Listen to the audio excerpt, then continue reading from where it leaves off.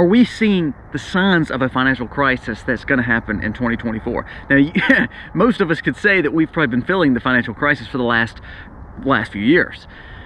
But sadly, this is only the beginning. We're going to be talking about some stats today that is scary and overwhelming. The way we borrow, the way we pay our debts, the way the government is taking more. And did you know they just borrowed trillions more dollars? Let's talk about it today in this video. The financial crisis is upon us. Now the question is, what are we to do? Let's jump into it. Today's video starts right now.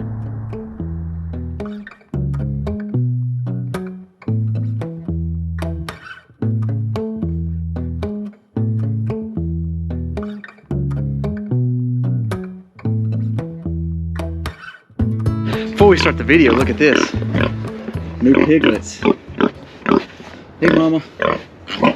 So she had about 9 piglets, and then we have one other mama. We don't keep in barns. We have a big open spot for them, but these 2 mamas were visiting our babies. We were able to see about 9 healthy piglets with this one, and then this mama's next. Thank you so very much for being with us today. If you're new to the channel, go down here, press subscribe, ring the bell. Please give us a thumbs up. That does help us stay in the algorithm. It would mean the world to me, because you know we've been suppressed a little bit. So we're hoping to get some of those numbers back and hopefully be able to impact people to make wise decisions when it comes to prepping, homesteading, and actually have it just common sense. Now let's talk about the stories today. Why do I say there will be a 2024 recession or 2024 economic crises? Let's go through these data points just by proof that we're going to see some major financial problems. So first, banks are struggling. We know that. We've talked about that in the last few videos. People are taking their monies out of banks for a few reasons. One, because they don't have the money and they're needing to utilize their own money. Second is they're not finding good rates there and a way to put their money up. So the ones who do have money, they're starting to put it in the stock market to hopefully gain a little bit more money because of the interest issues that are going on. 3, it's not the fact of the money leaving, it's the fact that the banks are not making money because commercial real estate and a lot of people that has borrowed money cannot pay it back. You're starting to see a lot of big commercial office buildings, commercial real estate just being foreclosed or repoed on. So this is causing a major strain to the banking industry. Not only that, it goes right into the next point. Automotive. A majority of individuals that have automobile loans are $6,000 underwater, meaning they are upside down in a vehicle that is losing value day in and day out. Along with having a high note, along with people not able to pay the extra principal, we're now seeing upside down automobiles. So now we have businesses struggling with the office real estate and commercial real estate. Foreclosures, repos are coming, and also restructuring, because guess what? They typically would refinance a balloon note. All of a sudden, the interest rate went up, so now they're paying higher rates. They can't afford it. Well, people are doing the same thing. They bought vehicles they cannot afford, and they didn't realize the inflation interest on everything else that they're spending money on, and now they are upside down in their vehicles. So you're starting to see a lot of people have repo cars, or either go and short sell them, and so therefore the bank, the finance company, and the automotive companies, along with the people, are all feeling this strain when it comes to automobiles. Now you would think that would cause the housing prices to go down because people are not purchasing houses right now because of the interest rate. Here's where it gets crazy. The housing numbers have went down. People cannot buy houses right now. It's caused people to pay more rent. It's caused people to rent more. The average rent from the last 2 administrations, during the Trump administration, average rent was over $1,000, around $1,100. $1,100, that's crazy to me anyways. The average rent right now in America is over $3,000. And there's still people saying you can't afford a house note for the same equivalent as you can rent. So you're starting to see people not be able to buy houses. That would traditionally make the housing market go down. It'd make the value of the homes go down. Well, it's doing the exact opposite. The housing market is going up. Prices for homes are higher than they've ever been. So that is going to cause another strain on the market because people either cannot buy homes, or there's going to be more houses on the market that is not going down in value, or people can't afford to sell the houses because they can't afford to either refinance it or no one's buying them because they're upside down in the homes too because they paid too much for them. But they can't afford the interest when it readjusts if they don't have a fixed rate.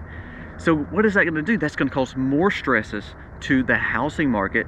And then what is that going to do to the banks? What is that going to do to the mortgage situation? Is that going to make another crisis like we saw in 08, 09? That's just a few issues when it comes to the American people.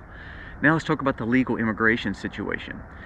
3 out of 5 illegal immigrants coming across the border are living completely on taxpayer-funded welfare. So the welfare system that's already underfunded now is taking on millions and millions and millions of extra people, and it is completely being paid for by you, by the taxpayer. 3 out of 5. So that means 60% of the people coming across has no family, has no other assistance from the immigration side of it. They are now dipping into the true welfare state of America. There was a report that was kind of under wraps. The U.S. now is having to borrow another $2.3 trillion just for this year. So we're at a deficit spending of about 120%, meaning we are spending debt to GDP ratio than ever before, other than one other time in history. Guess what other time in history did we have this kind of debt to GDP ratio? The Great Depression in World War II. That season. When's the last time the Fed had these kind of numbers of loss and manipulation? 1929. Again, the time right there around the Great Depression. One last startling report, and we made mention of this not too long ago. AI. Recent data shows AI job losses are rising. Over 37% has replaced employees with AI technology. So now people are losing jobs. That is going to be the final nail, as they say cliche-wise, in the coffin. We are looking at a great financial crisis for 2024.